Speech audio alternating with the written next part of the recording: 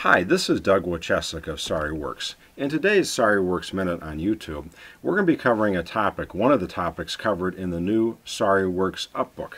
Now we call it the Upbook because it helps you elevate or lift your disclosure efforts from good to great by sharing lots of stories and challenges and questions that we had brought to us by your colleagues across the country. It's literally a chance to learn from your colleagues who are trying to master disclosure and to elevate your disclosure efforts and really make them great, not only for patients and families, but for your caregivers as well.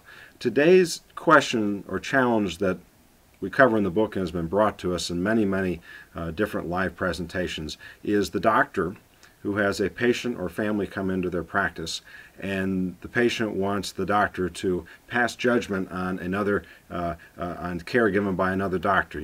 The patient had something done, some procedure, something like that. They're not happy, and they want this new physician to declare it was malpractice or say it was a medical error and pass judgment on a caregiver that's upstream of them. Another way the question sometimes gets asked of us or presented as a challenge is a doctor may say, well, look, I had a patient come in today. He had been treated by Dr. X, the orthopedic surgeon across town, and Dr. X just butchered him, just absolutely screwed up, and I got a mess, and I think I need to tell this patient that Dr. X committed malpractice and to go hire a lawyer.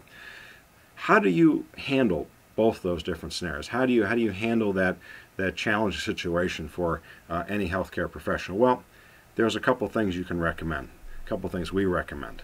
The first thing is you absolutely and positively must empathize. You must say to your patient, this new family, I'm sorry this happened. I can see you're upset. You have every right to be upset, and I feel bad for you. The second thing you can do is give them lots of questions.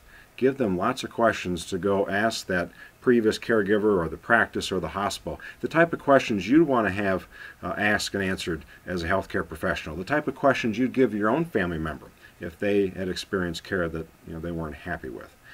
One thing you're not able to do is pass judgment on prior care, because you know what, you didn't know the condition of the patient prior to that care. You weren't involved in the discussions between the caregiver and the patient or the family.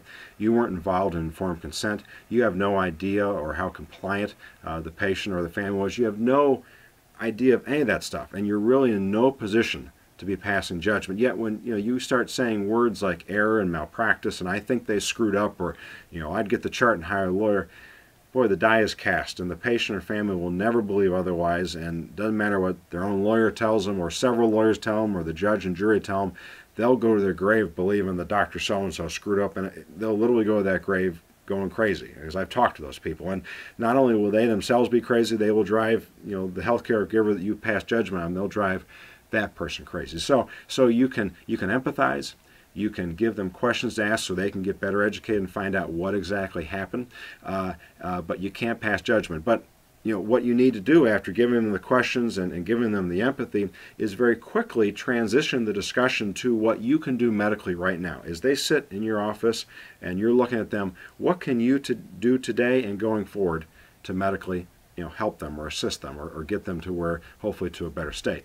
Now, this question or this challenge was given to me in a slightly different way, a little different riff on this question by a doctor in Florida. I'll never forget this doctor's face. He said, Doug, there are times when a mistake happened. Like if the patient comes in with a vial of drugs and it's the wrong drug or it's too much of the right drug, you obviously have to tell them something. Somebody screwed up, right, Doug? What should we tell them? Well, again, yes, in that set of circumstances, you can tell them that these concerns you have about this drug, that it's not the right drug or too much of the right drug. You can empathize, and you can also give them questions to go back and ask, because again, you don't know, was it the doctor that wrote the wrong script, or maybe the handwriting was not legible, or maybe the pharmacy screwed up. You don't know, but you can give your patient, the family, questions so they can go find out. Then again, transition the discussion quickly, so that you can start talking about how you can help that person medically going forward. So again, that's the topic, one of the many topics covered in our new SorryWorks Upbook. It is available on the SorryWorks website, sorryworks.net.